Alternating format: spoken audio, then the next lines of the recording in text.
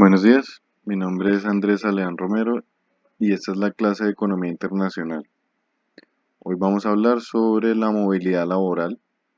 Este tema corresponde a la semana del 23 al 27 de marzo.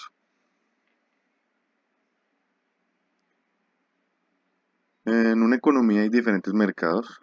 Los mercados de factores, los trabajadores ofrecen ese trabajo y a cambio de él las firmas demandan ese trabajo y les pagan un salario. En los mercados de bienes y servicios, los trabajadores pueden transformar ese salario en diferentes bienes. Ahora, a los trabajadores no les interesa exactamente cuál es su ingreso nominal, cuál es su ingreso en términos de dinero, sino lo que les interesa es su poder adquisitivo. Con ese dinero, ¿cuántos bienes se pueden comprar? Por ejemplo, si yo gano un salario de 10.000 pesos por hora, lo interesante para mí no son necesariamente esos 10.000 pesos, sino que con esos 10.000 pesos yo, por ejemplo, me puedo comprar 4 perros calientes y esos perros calientes valieran 2.500 pesos. Entonces, ese 4 perros calientes funciona como mi medida de poder adquisitivo y me dice cuántos bienes me puedo comprar yo dado mi salario. Esa medida del poder adquisitivo recibe el nombre de salario real y le vamos a hacer especial énfasis cuando hablemos del mercado de trabajo. La pregunta interesante que nos vamos a hacer aquí hablando de movilidad laboral es si la movilidad laboral es buena idea y en qué sentido. Es decir, si es mejor tener dos mercados de trabajo separados o convertirlos en un solo mercado de trabajo. Para eso tenemos que hacer énfasis en varias ideas. La idea de la función de producción me relaciona número de trabajadores con cantidad producida. Es decir, me dice cuánto puedo producir yo dado el número de trabajadores que tenga en esa economía en particular. Y otra idea interesante es aquella de la productividad marginal. Se puede interpretar de dos maneras, como la producción del último trabajador o como la tasa de cambio de la producción. ¿Y cómo se calcula en los ejercicios numéricos? Se calcula como la derivada de la función de producción. Nosotros la podemos denotar por PMG, que significa productividad marginal.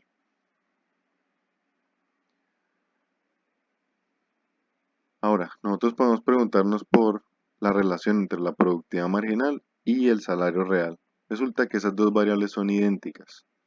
A esa igualdad entre salario real y productividad marginal se le conoce como la condición de maximización de beneficios, porque solo en ese caso podemos decir que las firmas están contentas con su demanda de trabajo. Están diciendo estoy contenta porque estoy ganando la máxima cantidad de dinero posible. Veamos por qué es importante que el salario real sea idéntico, sea igual a la productividad marginal. Pensemos en qué pasaría si no fuese así. Pensemos en qué pasaría, por ejemplo, si el salario real estuviese por encima de la productividad marginal. Pues en ese caso, lo que yo le estoy pagando al último trabajador, su salario real, estaría por encima de lo que él está contribuyendo a mi producción. Si lo que le estoy pagando está por encima de su contribución, por supuesto que ese trabajador me está generando pérdidas. Y si me está generando pérdidas el último trabajador que yo contraté, pues yo debería reducir mi demanda de trabajo. Entonces, en este caso, en el que el salario real está por encima de la productividad marginal, yo no estoy contento con eso, no estoy maximizando mis beneficios, esos últimos trabajadores me están generando pérdidas, yo debería reducir mi demanda de trabajo. Por otro lado, ¿qué sucede si el salario real está por debajo de la productividad marginal? En ese caso, la contribución del último trabajador está por encima de lo que le estoy pagando a él. Es decir, el último trabajador sí me está generando a mí unos beneficios. Pero por otro lado, eso quiere decir que yo de pronto no he aprovechado todas las posibilidades de generar ganancias que yo tengo. Porque de pronto si contrato al siguiente trabajador, su productividad marginal también va a estar por encima del salario real. Es decir, yo no he utilizado aún todas mis posibilidades de generar ganancias. Si el último trabajador me está generando una ganancia, eso es un indicio de que de pronto yo debería aumentar mi demanda de trabajo y seguir generando ganancias. Entonces, cuando la productividad marginal está por encima del salario real, yo tampoco estoy contento ahí con mi demanda de trabajo, sino que la quiero aumentar. Quiero demandar aún más trabajadores. Cuando yo estoy contento con mi demanda de trabajo, yo estoy contento con mi demanda de trabajo si solo si el salario real que yo le pago al trabajador a todos los trabajadores es igual a su productividad marginal. En ese caso, ni me están generando pérdidas, pero yo tampoco tengo la posibilidad de generar más ganancias si aumento la demanda de trabajo. Es decir, hasta ahí me quedo quieto. Si el salario real es igual a la productividad marginal, yo estoy contento con mi demanda de trabajo en términos de que estoy maximizando mis beneficios. Si soy el administrador de una firma en esa economía. Pasemos a un ejemplo numérico para ver cómo se ven todas estas ideas en la práctica. Entonces la economía o la primera economía en la que vamos a pensar está caracterizada por esta función de producción, 84L menos L al cuadrado. Cuando yo en esta función de producción reemplazo el L lo vamos a interpretar como el número de trabajadores en esa economía, y si yo aquí reemplazo el L obtengo una producción de bienes, digamos medidas por ejemplo en perros calientes. ¿Cómo calculo la productividad marginal? Repito, como la derivada de la función de producción. Entonces esto tiene dos términos, los derivo uno por uno. La derivada de 84 por L, el término lineal, es simplemente 84. Y la derivada de L al cuadrado, ¿cómo se calcula? Este 2 del exponente baja aquí adelante. Y al 2 del exponente le resto 1, me queda L a la 1. Y por supuesto este 1 que queda aquí arriba no hay necesidad de escribir. Entonces la productividad marginal en la economía doméstica, o en esta primera economía de la que estamos hablando, es de 84 menos 2L. Recuerden que eso también se puede interpretar como la producción del último trabajador. Recuerden que la condición de maximización de beneficios va a implicar que el salario real ojalá sea igual a esa productividad marginal que acabamos de calcular. Si por ejemplo en esta economía hay 30 trabajadores, ¿cómo podemos calcular el salario real? Pues reemplazando este 30 en esta función de productividad marginal. Reemplazo este 30 aquí, hago esta operación, 84 menos 2 por 30 que es 60, me da un salario real de 24. ¿Cómo podemos interpretar eso? Significa que a los trabajadores en la economía doméstica, lo que les pagan de salario nominal les alcanza a ellos para comprarse 24 perros calientes. ¿Cómo sabemos para saber en esa economía cuánto es la producción total? Reemplazamos el número de trabajadores, 30 en este caso, en este ejemplo, en la función de producción, que recuerden que era 84 por L menos L al cuadrado. Reemplazo el L por un 30 y hago las operaciones, esto me da una producción de 1620 perros calientes en total. Por último, yo puedo calcular el beneficio real, beneficio de las firmas. ¿Cómo? Las firmas producen 1620, ese es su ingreso. ¿Cuál es el costo de las firmas? Pues le pagan 24 perros calientes a cada trabajador y son 30 trabajadores en total. Si yo hago esa operación, obtengo en últimas un beneficio real de 900 perros calientes para las firmas en esa economía.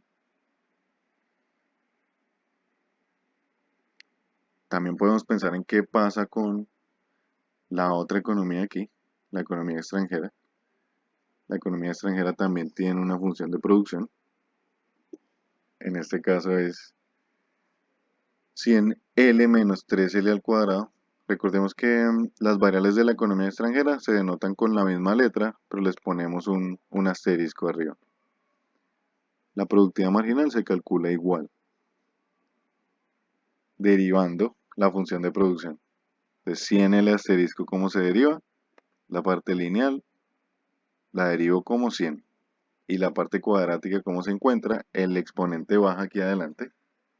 Me queda 6, el 2 por 3. Y al exponente del 2 le resto 1, me queda L a la 1.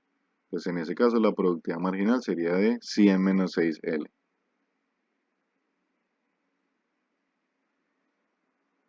En ese caso sigue cumpliéndose la función o la condición de maximización de beneficios.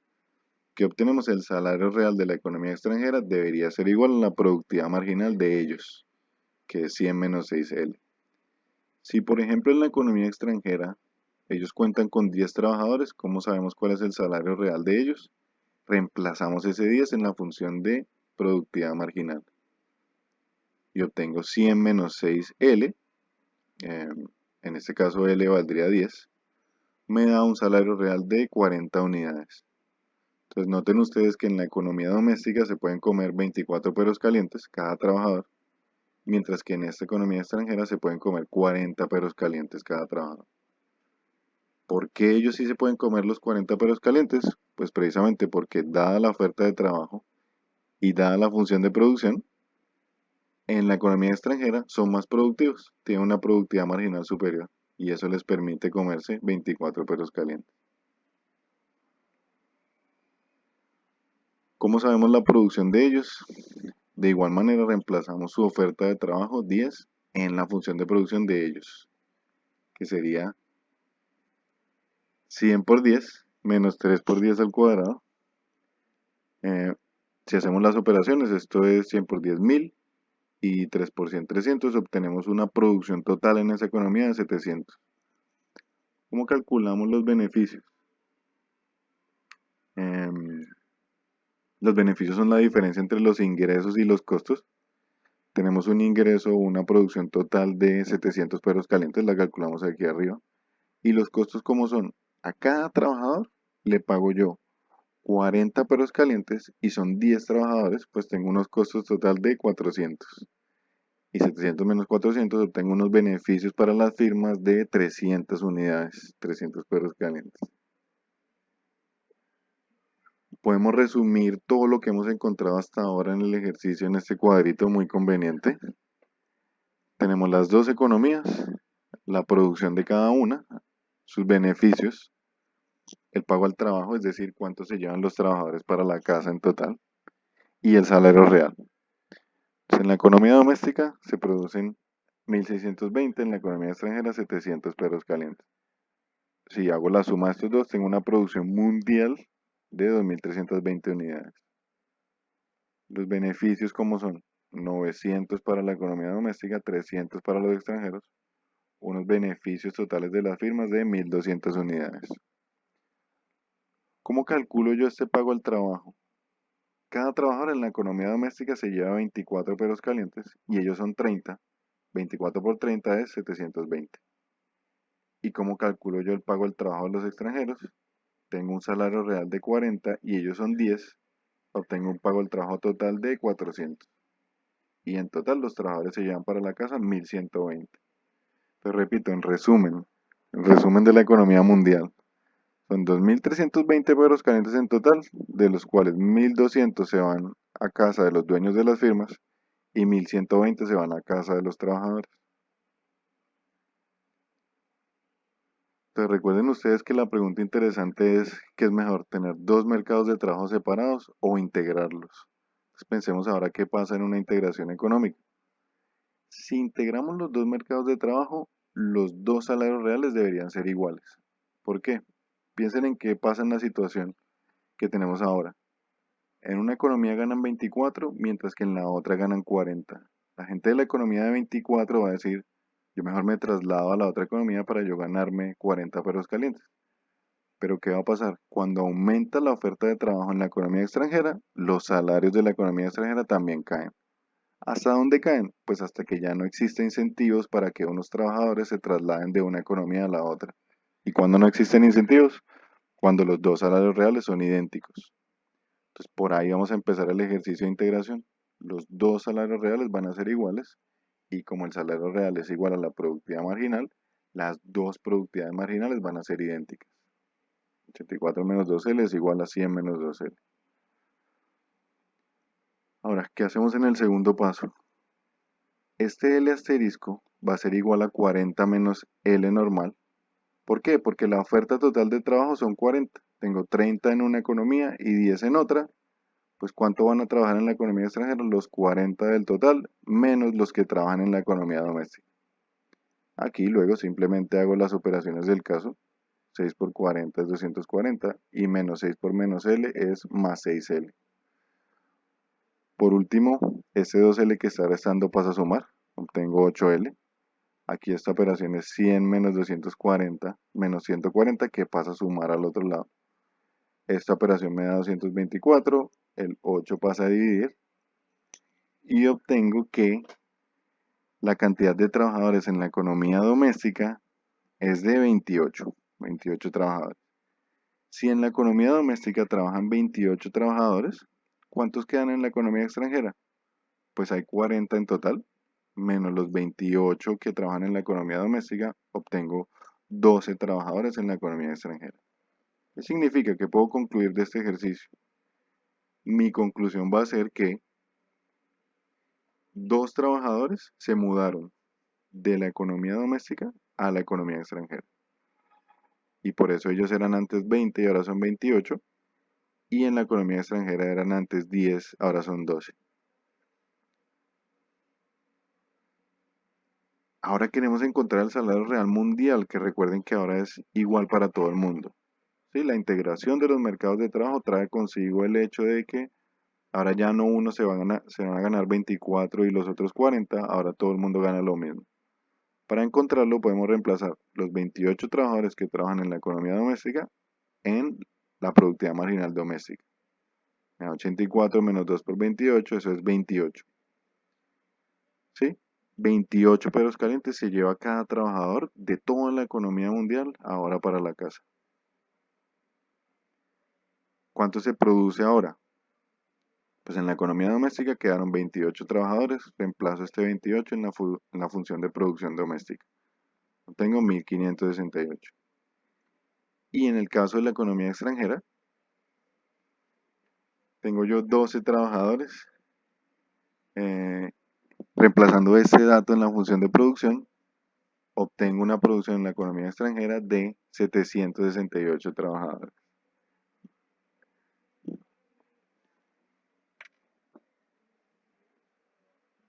Podemos resumir todo lo que hemos encontrado hasta ahora. El cuadrito de arriba ya lo teníamos. Es lo que pasa sin integración. Lo pongo ahí para que la comparación sea más fácil. Y abajo tenemos lo que sucede con integración económica. Fíjense qué pasa. Primero, los salarios reales de ambas economías son idénticos. Todo el mundo ahora gana 28. La producción la calculamos arriba. 1568 y 768. Noten ustedes que la suma ahora es 2336 y antes era 2320. Es decir, hay una ganancia neta, se puede ver aquí inmediatamente, que la producción mundial de perros calientes aumenta en 16 unidades. ¿Cómo podemos calcular el pago al trabajo? O sea, este es 784. Cada trabajador gana 28 y en esta economía son 28 trabajadores. 28 por 28 me da 784. Este otro 784, ¿cómo lo calculo? Sería la producción, 1568, menos 784 trabajadores o 784 perros calientes que se llevan aquí los trabajadores, obtengo unos beneficios totales de 784. Por otro lado, este 336, ¿cómo lo calculo? El salario real sigue siendo el mismo, 28, pero en esta economía hay 12 trabajadores. 28 por 12 obtengo este 336. Y esos beneficios, ¿cómo los calculo? Serían 768 de la producción menos 336 perros calientes que se llevan los trabajadores, 432 perros calientes se llevan los dueños de las firmas. Asimismo puedo calcular yo los beneficios totales, que serían de 1216, y los pagos a los trabajadores totales, que serían de 1120. Pues aquí podemos hacernos varias preguntas. ¿Quiénes ganan y quiénes pierden con la integración? Fíjense que, por ejemplo, los dueños de las firmas domésticas pierden. Su beneficio pasa de 900 a 784. Los trabajadores de la economía doméstica ganan. Antes se llevaban para la casa 720, ahora se llevan 784. Las firmas de la economía extranjera también ganan. Antes se ganaban 300 unidades, ahora se ganan 432. Y los trabajadores de la economía extranjera pierden en este caso. Antes se llevaban 400, ahora solo se llevan 336. Entonces, en resumen de todo lo visto, ¿quiénes ganan? Repito, los trabajadores de la economía doméstica. ¿Cuánto ganan? 64 unidades. Y las firmas de la economía extranjera que ganan 132 unidades. ¿Quiénes pierden en este caso? Los trabajadores de la economía extranjera pierden 64 unidades y las firmas de la economía doméstica pierden 116 unidades con la integración. Fíjense que lo que ganan estos trabajadores los pierden esto, o sea que aquí la ganancia neta es de cero, pero estas firmas de la economía extranjera ganan 132 y las firmas de la economía doméstica pierden 116. Si hago esta operación, eso me da una ganancia neta de 16 unidades. ¿Cómo podemos interpretar ese 16? 16 significa que la ausencia de la integración laboral o la ausencia de la movilidad laboral trae consigo una pérdida de eficiencia de 16 unidades. Es decir, cuando no tenemos los mercados laborales integrados, perdemos 16 perros calientes como consecuencia. Entonces, en ese sentido, podemos responder que la existencia de la movilidad laboral trae consigo una ganancia neta de 16 unidades. Bien, y eso ha sido todo por hoy. Muchas gracias.